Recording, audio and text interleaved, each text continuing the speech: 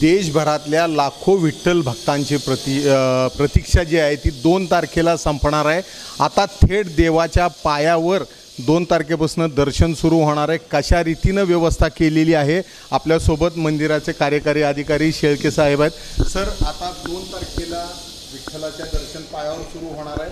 कोणाच्या हस्ते पूजा होणार आहे, काय नेमकं नियोजन असणार आहे? आपणा सर्वांना माहिती आहे की 15 मार्चपासून आपण मंदिरातल्या गाभाऱ्याचं काम सुरू केलं आणि तेव्हापासून सर्व पांडुरंगाचे भक्त भाविक पददर्शनापासून वंचित आहेत। त्यामुळे आता आपण पाहतोय की हे काम अंतिम टप्प्यात आलेलं आहे आणि 2 जूनपासून पुन्हा एकदा पांडुरंगाचं आणि रुक्मिणी मातेचं पदस्पर्श दर्शन सुरू होणार आहे। भाविकांमध्ये उत्साह आहे, त्याचप्रमाणे आनंदही आहे। आपण पाहताय की पुरातन रूप या मंदिराला पुन्हा एकदा प्राप्त झालेलं आहे। 2 जून रोजी पहाटेची जी नित्यपूजा आहे त्या नित्यपूजेसाठी आम्ही सर्वच जिल्हा प्रशासन असेल, मंदिर समिती, सल्लागार समिती या सर्व सदस्यांना निमंत्रित केलेलं आहे। त्याचप्रमाणे माननीय मुख्यमंत्री महोदय, उपमुख्यमंत्री महोदय यांनासुद्धा या कामाच्या बाबत माहिती दिलेली आहे आणि शासनाच्या वतीने माननीय पालकमंत्री चंद्रकांतजी दादा पाटील हे स्वतः या ठिकाणी उपस्थित राहणार आहे।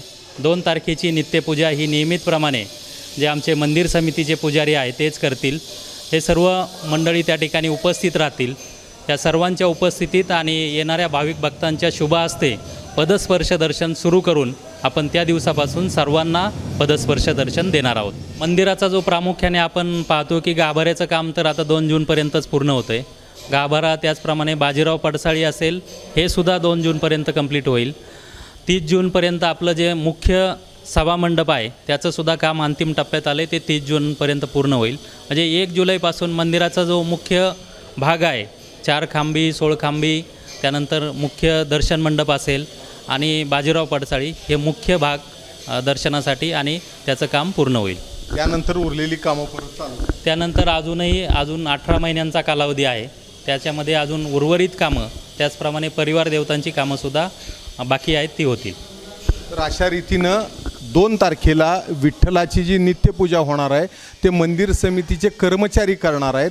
पालकमंत्री असतील, बाकीचे प्रशासन असेल किंवा मंदिर समिती सदस्य असतील, हे फक्त उपस्थित राहणार आहेत। सध्या आचारसंहिता चालू आहे, त्यामुळे कुठलाही आचारसंहितेचा भंग न होता देवाच्या दर्शनाची सुरुवात होणार आहे। आणि कॅमेरामन सचिन जाडेसह सुनील दिवाण, एबीपी माझा।